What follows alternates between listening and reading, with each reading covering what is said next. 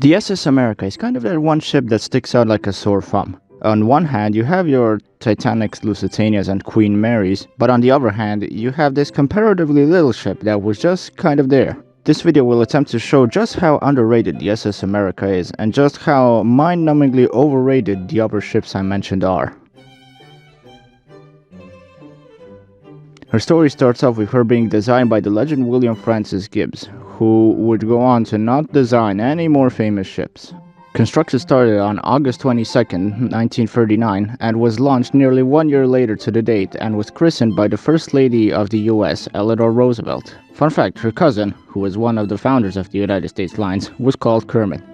I just find that funny. Originally, the ship was built with two stubby funnels to seem more modern and elegant, but it was found out that heavy amounts of soot would build up on the decks, so they were raised, which I think was the correct choice. Anyway, she was launched just in time not to serve her purpose as an ocean liner. Because of the war, she was moved to safer waters and painted with big American flags and the words United States Lines on her hull. But that didn't last either, because she was called into service for the US Navy on the 1st of June 1941. She changed her name, which would later become more common than a person changing their socks, to the USS West Point. Nothing major happened to her during the war, except that she sailed in convoy with a ship called the HMAS Vampire, which just sounds like a badass ship name. She earned 4 awards for her service, which were the American Defense Service Medal, the African Eastern European Campaign Medal, the Asian Pacific Campaign Medal, and the World War II Victory Medal. After the war, she was, in my opinion, at her aesthetic peak with her black hull and tall funnels. Truly a sight to behold. One uneventful tenure with the United States Lines later, and she was sailing for the Chandris Line from the UK to Australia under the name Australis. This time, her career will not be smooth sailing.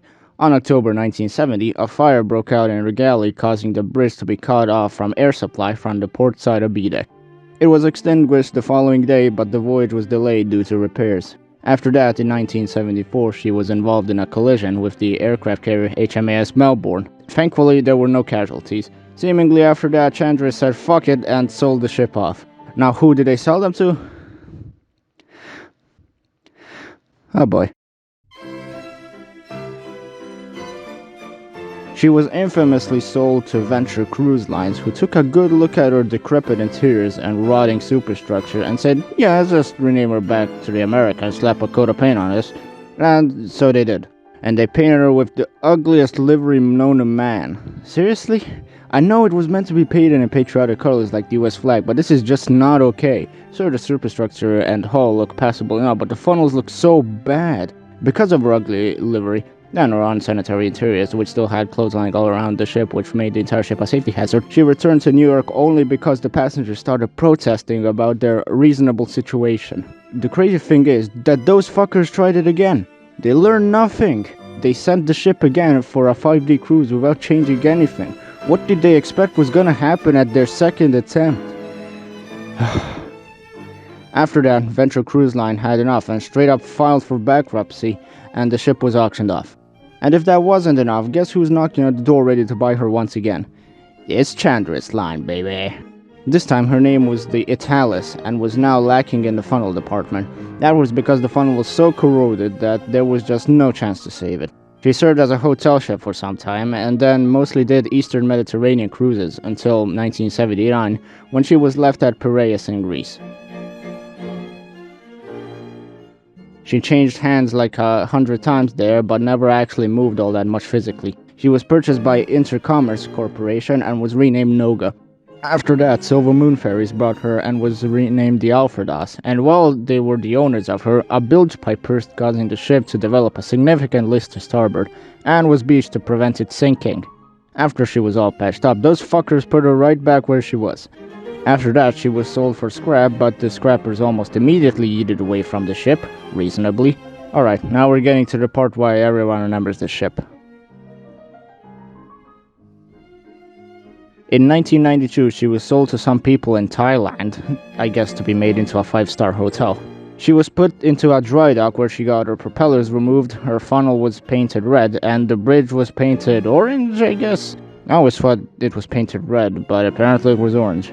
The plan after that was to move her from Greece all the way to Thailand by tug. The first few days went without a problem, but they encountered a storm off the Canary Islands, and soon after that the line snapped. Efforts were made to reattach the ship to the tug, but they were unsuccessful. And on the 18th of January 1994, the SS America ran aground on a sandbar. She seemed to be in good condition, but looking at these photos you can already see that the ship was already beginning to break apart, which was exactly what happened 2 days later. After that, she was completely abandoned and left to rot, with only the occasional brave soul boarding her from now on. The stern broke apart and sank a few years later, but the bow remained standing all the way up until November 2005, when she remembered how physics are supposed to work and rolled over onto her port side. After that, her bow section completely broke apart, and since then only her debris field remains.